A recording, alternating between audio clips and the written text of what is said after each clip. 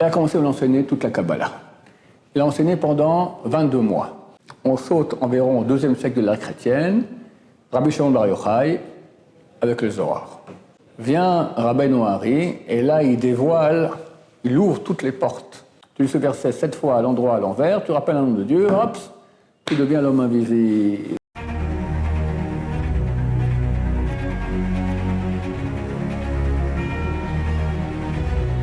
Ce shiur est dédié pour la protection contre toute agression physique. Et nous rajoutons aussi spirituel de Gabriel Ben Valérie Bezrat Hashem. La question de Nathanaël. Je t'écoute. C'est vrai que vous parliez du Harizal. Qu'est-ce qu'il a fait dans sa vie? Le Harizal. Qu'est-ce qu'il a fait dans sa vie? Qui il était? Tov. Le Harizal, Hari, c'est en fait un surnom qu'on a donné à Rabbi Yitzhak Luria Ashkenazi.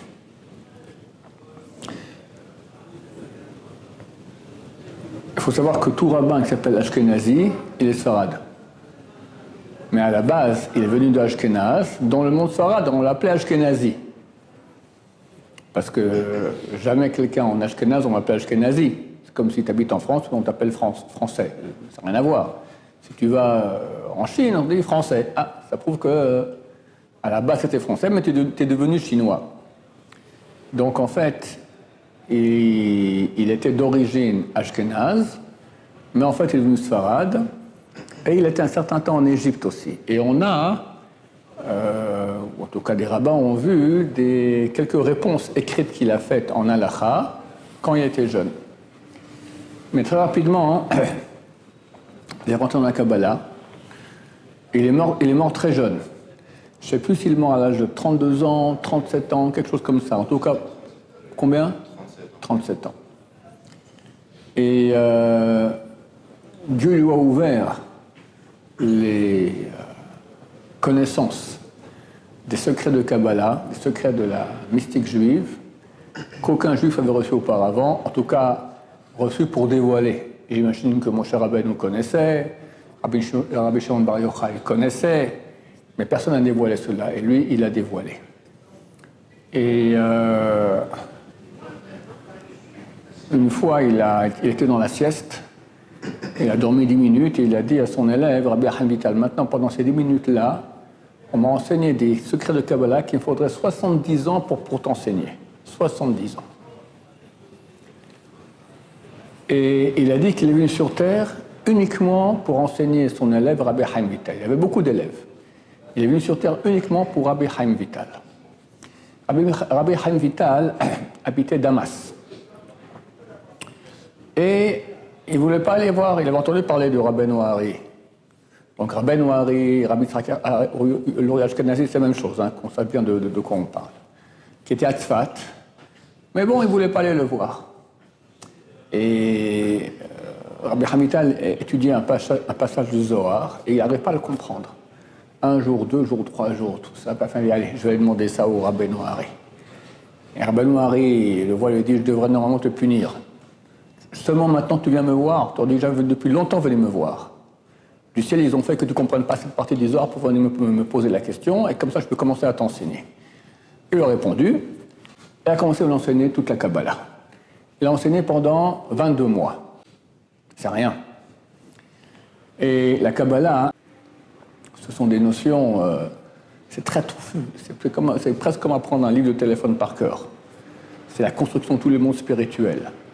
Il n'y a pas tellement de logique là-dedans, c'est des données. C'est comme ça, c'est comme ci, là, c'est comme ça, Et Rabbi Chaim Vital, il apprenait, il oubliait, comme nous tous. Alors Rabbi Hari dit, ça ne va pas, à ce train-là, on finira jamais. Alors il a pris en barque et sont allés sur le lac de Tibériade. Et dans le lac de Tibériade, la Gemara dit que se trouve enfoncé le puits de Myriam. Le puits de Myriam, c'est le rocher qui allait avec Bnei Israël dans le désert et qui leur fournissait l'eau. Et quand Myriam est décédé, il a arrêté de donner de l'eau. Et Moshe est venu et il s'est trompé, au lieu de lui parler, il a tapé. À 2 mots de donner de l'eau, il est avec Moshe. Quand Moshe est décédé, alors le rocher il a roulé dans le lac de Tibériade et il est là-bas. La Gemara dit que si tu montes au haut de la montagne, tu vois comme une sorte de kvara, comme un tamis comme ça, c'est le puits de Myriam. Bon, on ne voit pas grand-chose, nous. Rabbeinu Hari a rappelé un nom de Dieu, kabbalistique, et a fait venir le puits de Myriam, il a fait boire à Rabbi Chaim Vital de cette eau-là, et dès ce moment, il n'oubliait plus rien. La Kabbalah, hein, il y a des moments de dévoilement. Comme le sens simple, il y avait la loi écrite, puis à un moment, il y a eu la Mishnah, après la Gemara, après la Rishonim, après l'Achronim, il y a des étapes. Il est dans la Kabbalah. Le premier livre de Kabbalah qu'on a, c'est celui qui est attribué à Avraham Avinu.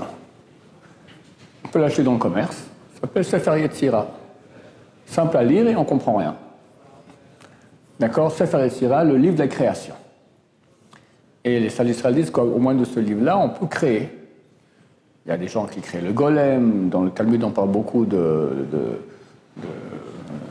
rabbins du Talmud qui créent pour Shabbat un mouton. La question, est-ce qu'il faut l'égorger rituellement ou pas? On dit que c'était la discussion qu'il y avait entre Yosef et ses frères.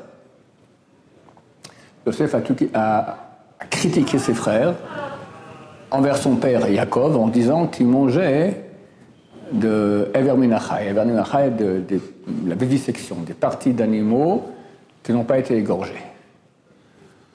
Pourquoi il a dit une chose pareille? Et les frères de Yosef, c'était les Shifteka, c'est des kim énormes.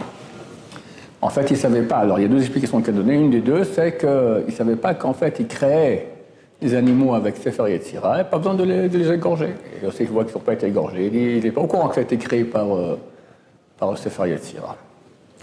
Ça, c'est le premier livre de Kabbalah que nous avons. Après, on saute environ au deuxième siècle de l'ère chrétienne, Rabbi Shimon Bar Yochai avec le Zohar. Ça, c'est l'œuvre maîtresse de la Kabbalah. Mais elle est très fermée. C'est un peu comme la Mishnah sans la Gemara.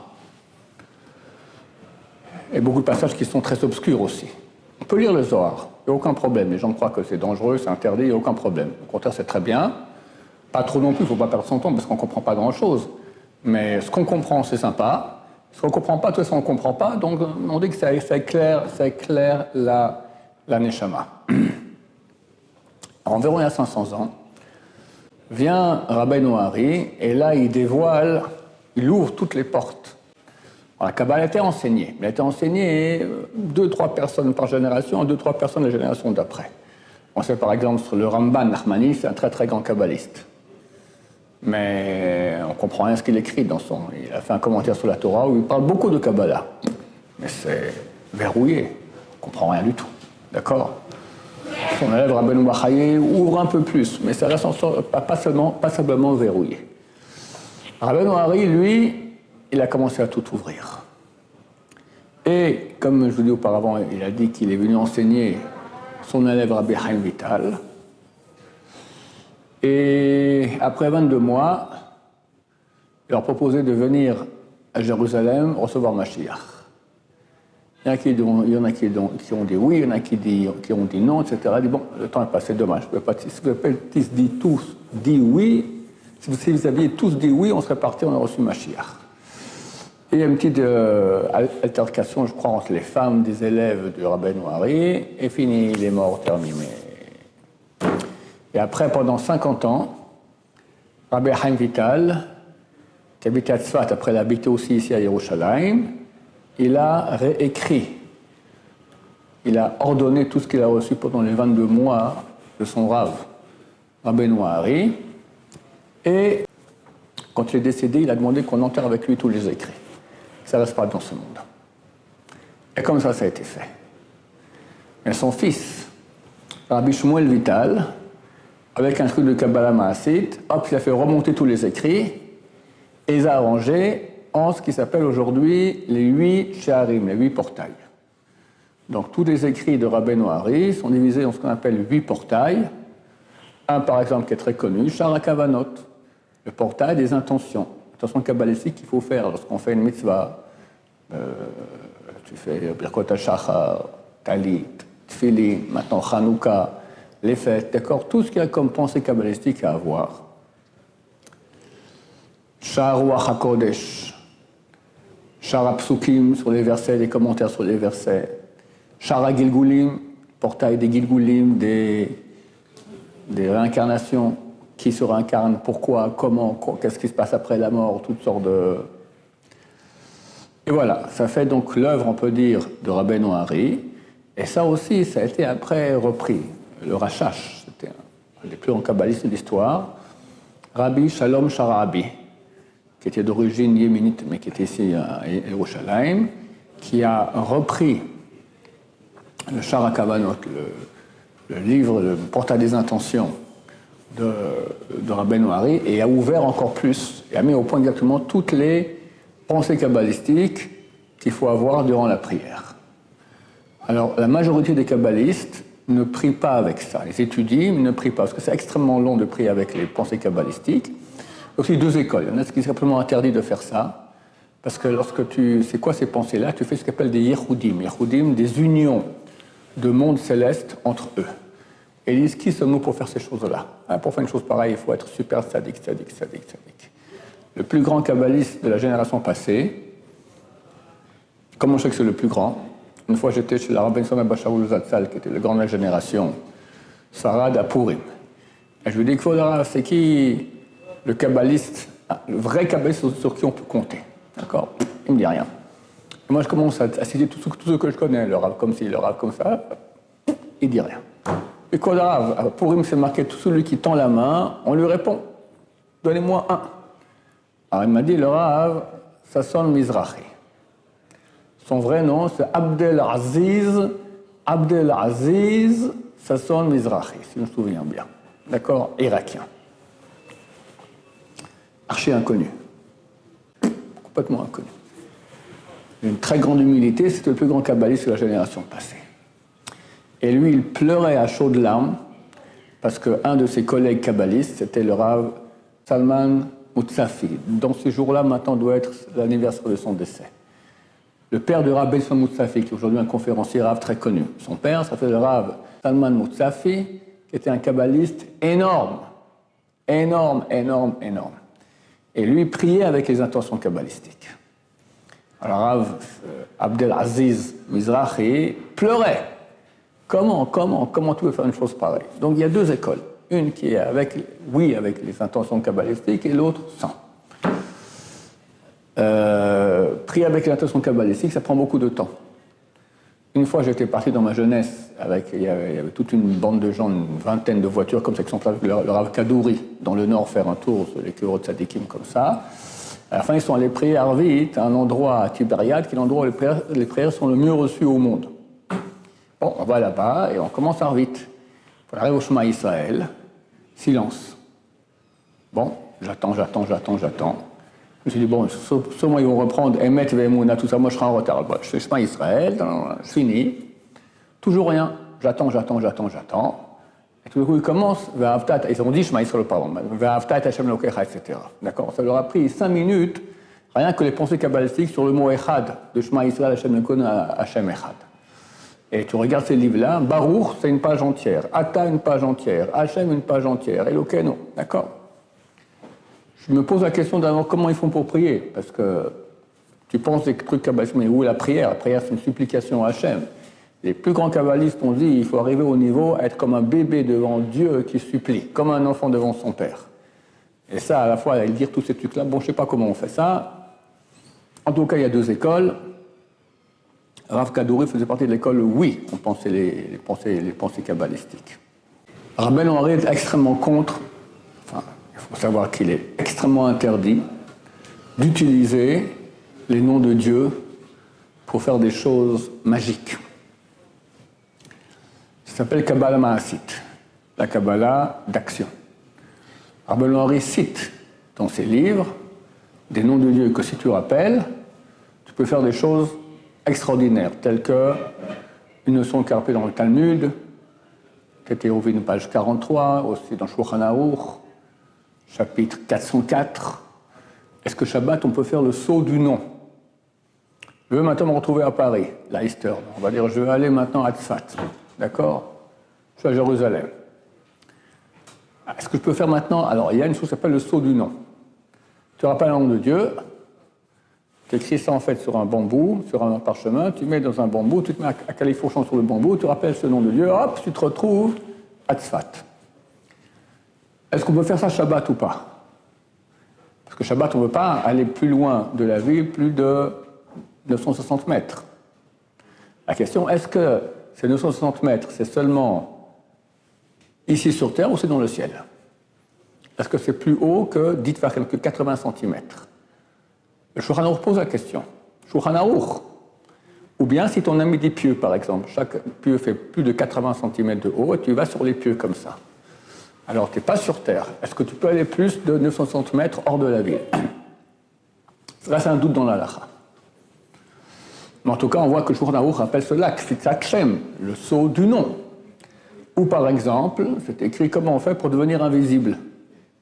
Al-Khida raconte qu'il a dû, lui et deux autres amis à lui ont voulu amener Mashiach. Une voix du ciel est venue et les a punis. Chacun a eu sa punition. Lui devait partir en galoute, en exil.